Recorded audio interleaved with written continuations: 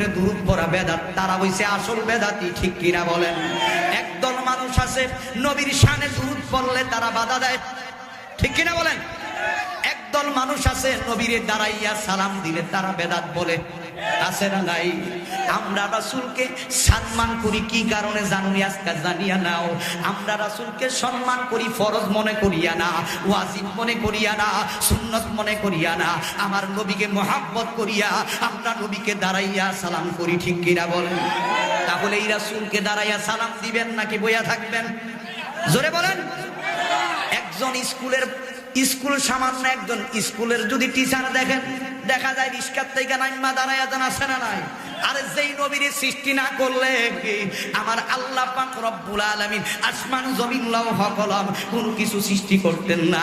ওই নবীরে যদি দাঁড়াইয়া সালাম দেই, যদি আপনাদের কষ্ট লাগে আপনারা কইরেন না, ঠিক কিনা বলেন? কিন্তু এটি নিয়ে বিরোধিতা করা যাবে? বলেন, এটি নিয়ে বিরোধিতা করা যাবে না। এই এলাকায় মনে আছে, আসেনিও মাশাআল্লাহ, চিলারা এলাকার মানুষ তো সুন্নি এলাকার মানুষ আছে, এই রোগে পাইছে সব জায়গায়, ঠিক কিনা বলেন? হুজুর বাংলাদেশের সব জায়গায়, কিন্তু এইগুলি আগে ছিল না, ঠিক কিনা বলেন? এই বাংলাদেশে যখন ইসলাম কোন নবীর আসেন নিয়ে আসেন নাই, আসছেন বলেন? কোন সাহাবীরা, কোন তাবে তাবাইন, কোন আম্মাই মুস্তাহিদিন, সালফে সালিহিন, কোন আই বাংলার জমিনে ইসলাম নিয়ে এসেছেন আল্লাহর ওলিরা, ঠিক কিনা বলেন? এই শাহজালাল ইয়ামিনী রাহমাতুল্লাহ আলাইহি যখন এই বাংলার জমিন ইসলাম দিয়েছিলেন, শাহফরান ইয়ামিনী রাহমাতুল্লাহ আলাইহি, কারামাত আলী জনপুর রাহমাতুল্লাহ আলাইহি, এইভাবে 336 জন আউলিয়া কেরাম এই বাংলার জমিন ইসলাম যখন দিয়েছিলেন, তখন মিরাজ ছিল, কাম ছিল, রাসূলকে সম্মান দিত, ইজ্জত করত, জানাজার পরে দোয়া করত, ঠিক কিনা বলেন? কিন্তু এখন এইগুলি নাই কেন? ইসলাম কি নতুন আইছে নাকি? ইসলাম তো পুরানেই, ঠিক কিনা বলেন? তুমি আর আমি মৌলবী নতুন হয়েছি, ঠিক কিনা? আমরা নতুন হয়েছি, কিন্তু মুসলমানের সন্তান ইসলাম যারা বাংলার জমিনে দিছে, যাদের কারো ইসলাম পাইলাম, তারা আমাদেরকে সঠিক রাস্তা দেখাইছে, ঠিক কিনা বলেন? তাদেরকে আমাদেরকে জাহান্নামের রাস্তা দেখাই নাই। যদি জাহান্নামের রাস্তা দেখাইতো, ইয়েমেন দেশ থেকে তারা বাংলার জমিনে ইসলামের দাওয়াত দিত না, ঠিক কিনা? আমাদেরকে জান্নাতের রাস্তা দেওয়ার জন্যই, দেখানোর জন্যই তারা বাংলার জমিনে এই যে লুঙ্গি পরা, জীবনও লুঙ্গি পরতে জানতাম না, ঠিক কিনা বলেন? লেন্ডি পরতো, সেই জায়গায় লুঙ্গি পরা শিখাইছে।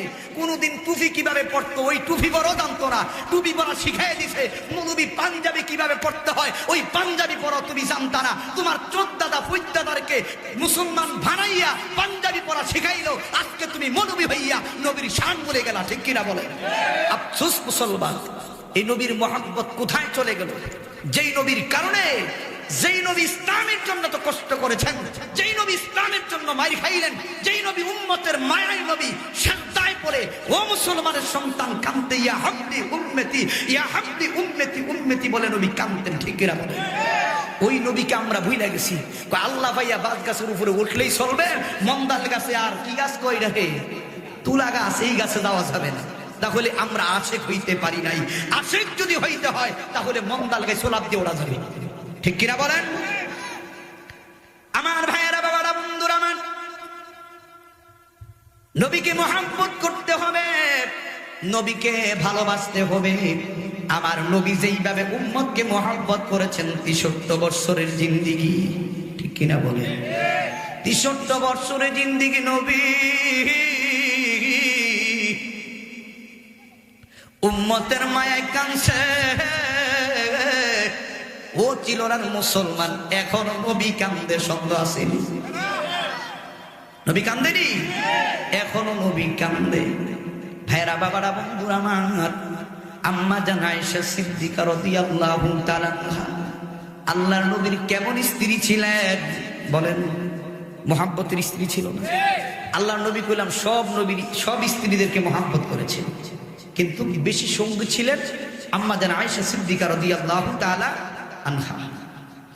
আম্মা জান আয়েশা সিদ্দিকা রাদিয়াল্লাহু তাআলা আনহা নিশিরাত্রে, গভীর রাত্রে আমার নবী যখন ইসলামের দাওয়াত দিতেন, আমার নবী যখন ঘরের ভিতরে আসতেন, ঘরের ভিতরে আসার পরে আমার দয়ার নবী, মায়ার নবী কাপড়টা যখন এইভাবে, গেঞ্জিটা যখন, শরীরের কাপড়টা যখন খুলতেন, খোলার পরে চন্দ্র দিকে, দিনের বই রাত্রের বেলা চন্দ্রটা দেখা যাইতো।